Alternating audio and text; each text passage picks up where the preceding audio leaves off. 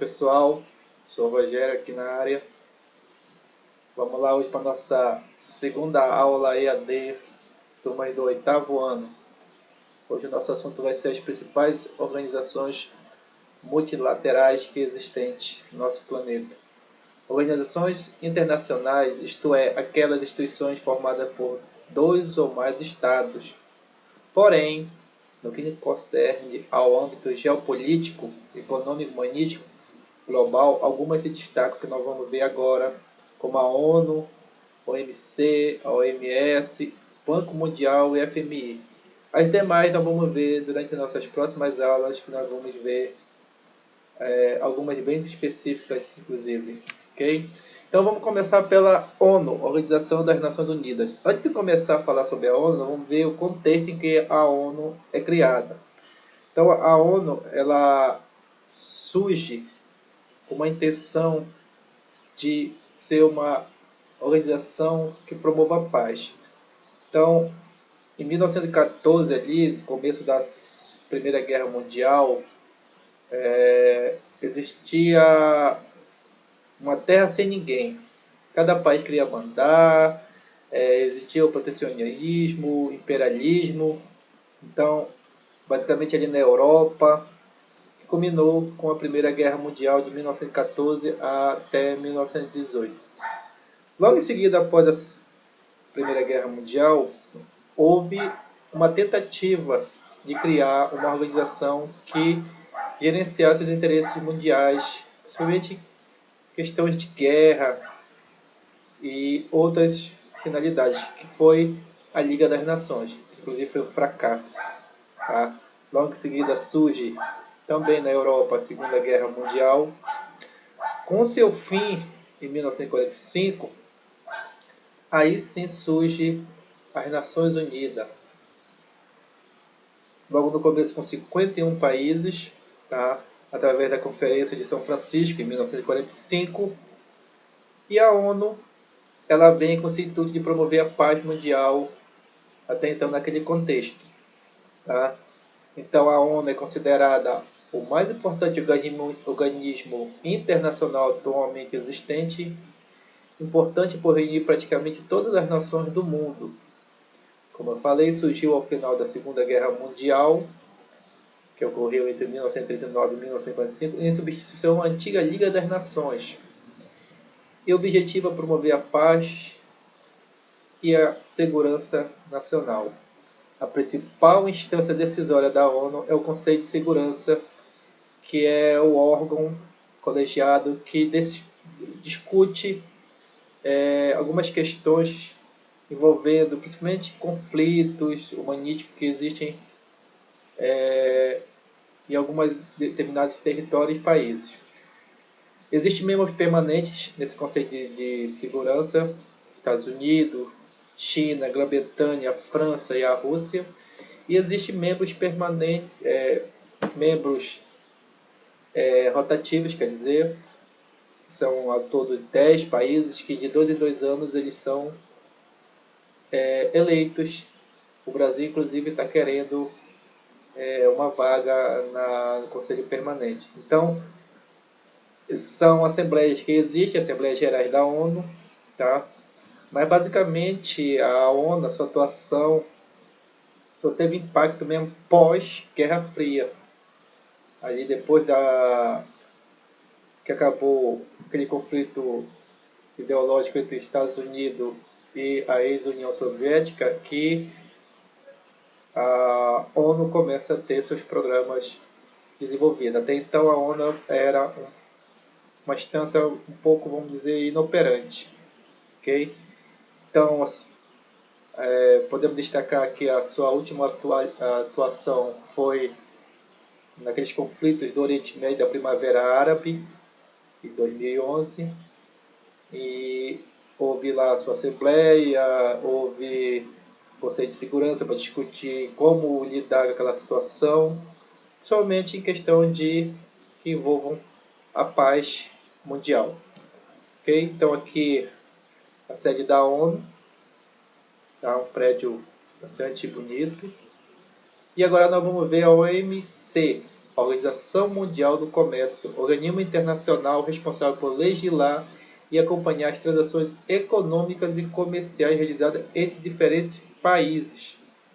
Seu objetivo principal é promover a liberação mundial do comércio, visando combater o chamado protecionismo alfandegário, em que uma nação impõe elevadas tarifas para outros produtos estrangeiros a fim de favorecer a indústria local.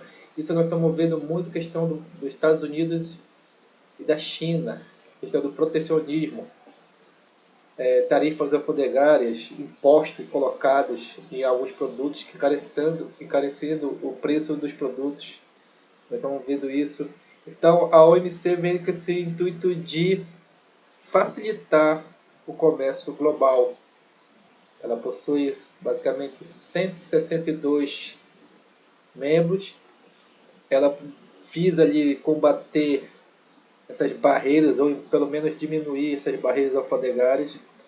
Ela tenta regularizar as relações comerciais entre as nações que compõem a organização, visa o desenvolvimento dessas nações, e essas assembleias sempre têm acordos comerciais entre seus membros, que têm voz lá. É uma antiga organização que vem daquele antigo GATT, que era uma organização que, antes da OMC, a primeira tentativa, inclusive, de fazer essa regularização do comércio global.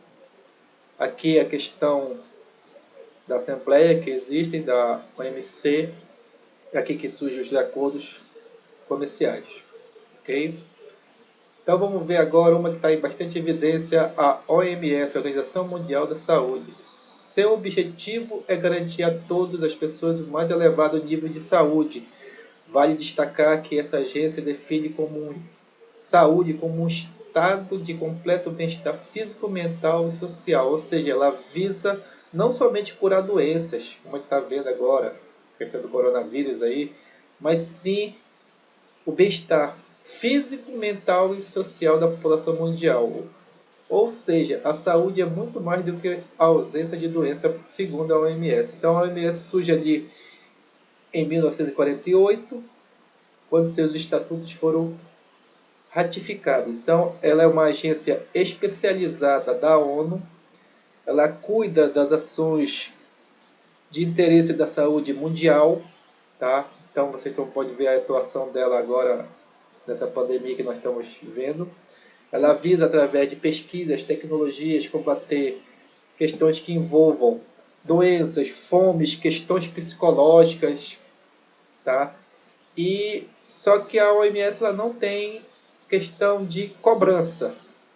Ela é mais uma questão de cooperação técnica entre os governos, ou seja, ela não impõe, ela não coloca sanções entre os países. Vocês estão vendo a atuação dela aí nessa pandemia, então ela tem mais um caráter de cooperar através das seus técnicos entre os governos existentes. Vocês estão vendo que cada dia mais nessa pandemia a OMS vem contribuindo com algumas pesquisas, alguns dados, etc. Ok? Aqui a sede da OMS, seu presidente, tá? Que vocês vejam, veem ele todo dia praticamente na televisão. Algumas questões envolvendo aqui o combate ao coronavírus. Ok? Vamos falar agora do FMI, o Fundo Monetário Internacional. O FMI, na realidade, ele tem mais um caráter de organização financeira. É uma organização financeira responsável por garantir a estabilidade econômica internacional. Ele é composto por 187 países e foi criado em 1944, junto com o Banco Mundial, que daqui a pouco nós vamos ver na conferência de Bretton Woods. Tá? Seu funcionamento basicamente ocorre através do gerenciamento e concessão de empréstimo para aqueles países que o solicitam. Então, o FMI ele tem uma questão mais de cooperação econômica em escala global, ou seja, ele é um financiador global. Os países solicitam ao FMI empréstimos a fim de ter uma garantia econômica, uma estabilidade por meio desses empréstimos. O FMI ele começa a ter também seu destaque a partir do fim da Guerra Fria, ali, a partir da década de 90, ele começa a ter sua atuação, principalmente através do liberalismo econômico que há, sua sede em Washington. Então, o FMI, ele, hoje, basicamente, ele é um fundo que só ajuda países que estão, vamos dizer assim, em desenvolvimento, países que necessitam de empréstimos que tendem a beneficiar não somente economicamente, mas socialmente, tá? Sua sede é em Washington, tá? Lá nos Estados Unidos. O Brasil, inclusive, já deveu muito ao FMI. Hoje o Brasil era um devedor, hoje é um credor, graças a Deus. Mas teve um período que o Brasil devia bastante, porque o FMI cobra juros e muitos países acabam não conseguindo honrar seus compromissos junto ao FMI. O FMI tem seus interesses próprios em algumas regiões, que nós vamos perceber, tá? E é uma agência que é um organismo internacional que visa a questão financeira através de empréstimos que nós vamos ver, ok? Aqui é a sede do FMI, seus membros, ok? E vamos chegar ao Banco Mundial. Foi criado em 1945 na Conferência de Bretton Woods também, juntamente ao FMI. O Banco Mundial está ali em Washington. Seu objetivo inicial era conceder empréstimos direcionados aos países europeus que haviam sido devastados pela Segunda Guerra Mundial. Ou seja, ele foi criado logo no contexto ali pós Segunda Guerra Mundial para ajudar os países da Europa, tá? A construção ali da Europa que estava acabada.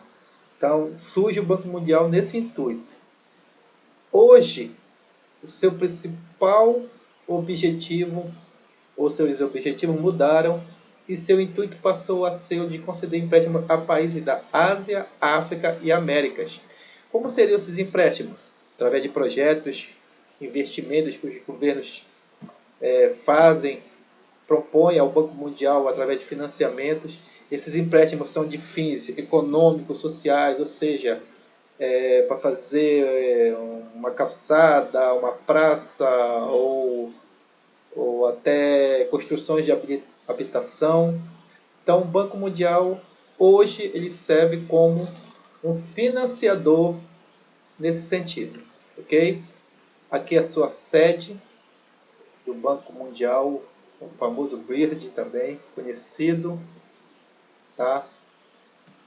E aqui para terminar, eu vou deixar alguns links para vocês sobre reportagens sobre economia global. Gostaria que vocês entrassem lá e verificassem essas reportagens que vai embasar mais ainda a essa aula aqui.